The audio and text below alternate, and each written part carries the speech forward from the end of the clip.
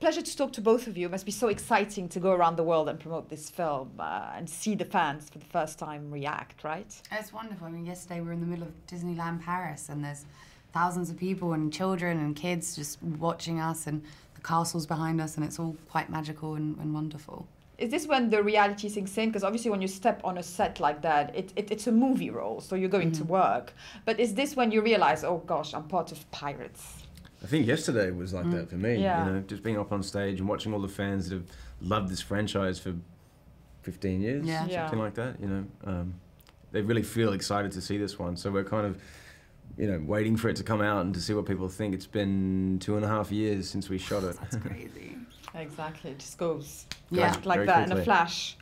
The fans wanted to know first if you have a connection to the sea besides, of course, being part of the Pirates film. I'm a Pisces, and I love the sea. I love the ocean. I love swimming. I've done a lot of like underwater work for movies, which is really tough, but I think looks so beautiful on camera. I love when you get a shot of like the end of Gravity where she's swimming up. There's something really magical about shooting underwater for me. Absolutely. Brendan? Yeah, I grew up on the ocean, not on the ocean, by the ocean, in a town that a lot of people fly to see the Great Barrier Reef. So 6 hours north of where we shot, on the Whitsundays. And yeah, I mean, I surf when I'm back home. I swim all the time. So to do this was great. I mean, it's kind of sad that we're in the studio most of the time. Yeah. We would have liked to have been on the ocean, but we did get a couple of great weeks on the island shooting in the ocean. Oh, yeah. It looks good anyway. With the sharks. Wherever you were, it looks good. The Pirates films are in another century. If you would have lived then, would you rather have been a pirate or a sailor or even somebody else? I would have loved to have been Karina. I think she's really kind of paving the way she's for women at that kick-ass as well, time. She is very progressive for that time, and I think that's really cool. I would have definitely wanted to be her. A woman of science. A woman of science. I would have loved to have been one of the pirates in the first movie. You know, the guys that chase her down the hallway and the Ella pop Mackenzie Kirk. Yeah, one of those guys. They seem like they're having the most fun. Yeah, exactly. Without the responsibility of having to be like flamboyant. Have a great time and crack some jokes. Absolutely. Good answer. You played a lot on real ships. Were you ever seasick? I normally get seasick, but I wasn't on this one. But the monkey was very seasick. The monkey. Lots of monkey vomit. You didn't get get sick? I didn't get seasick, no. Yeah. I was all right. Yeah. Do you enjoy boats in general? I do, yeah. I like boats. I like catamarans that I can sunbathe and have a cocktail on. I'm not quite sure about huge ships. Yeah, it's true. You know, sometimes there has a deck. Yes, where you can go to Saint-Tropez with Exactly. it. You know, Yeah. Absolutely. So that Small concludes boats. the fans. I wanted to know, what comes through your mind when you're stepping on a pirate set and Johnny Depp is being Captain Jack Sparrow. It's the most cliche question I can ever ask you, but do you get a kick out of seeing him in action? Definitely do. I mean, I tried to prepare myself as much as possible. I wanted to come across as professional and, I wanted to be in control and get my work done. But the second I saw him rock up in costume, I lost it because I think we all revert back to our first experience of the movies, of seeing that character. And it's just wonderful to get to see that play out. There are so many takes that people don't get to see because, there's only so much time in the movie. And we're fortunate we get to see the 50 other takes that are just as brilliant and just as funny that don't ever end up making it. So that was really cool to get to see all of it. Absolutely. Yeah. Before every take, I remember thinking, I wonder what Johnny's going to do in this one. I wonder how he's going to surprise us all, And during the take, I mean, this happened to me many times. You're just sitting back there watching this master actor, entertained almost like an audience member. Yeah. Just had to remember to learn my lines. Well, remember to speak. Yeah. Javier Bardem said he was cracking up so much that they had to do lots of takes because he kept like laughing and applauding and all these things as if he was watching the film and not like acting with it. Well, we said like. it felt like we were in a movie about a movie watching the movie. Yeah. Like it's strange. Yeah.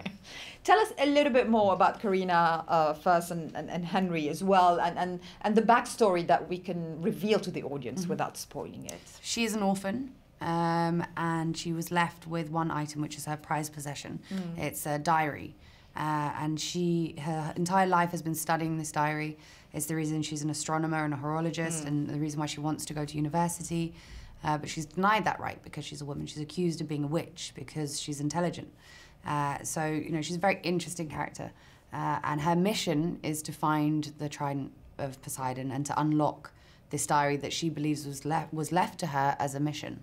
And she's very determined to do it. And she enlists the help of Henry along the way, almost by accident. They kind of collide into each other's world, and they set off together. Yeah, and we can say that he's Henry Turner, a.k.a. son of Will. Yeah. He basically has a strong goal right from the get-go. The front of the movie, we see him as a young boy, ensuring his father, don't worry, I'm going to save you, I'm going to break your curse. And so I was lucky in the sense that I was given a lot of my character backstory right from the front of the movie. And he's relentless. He doesn't really stop until he breaks the curse.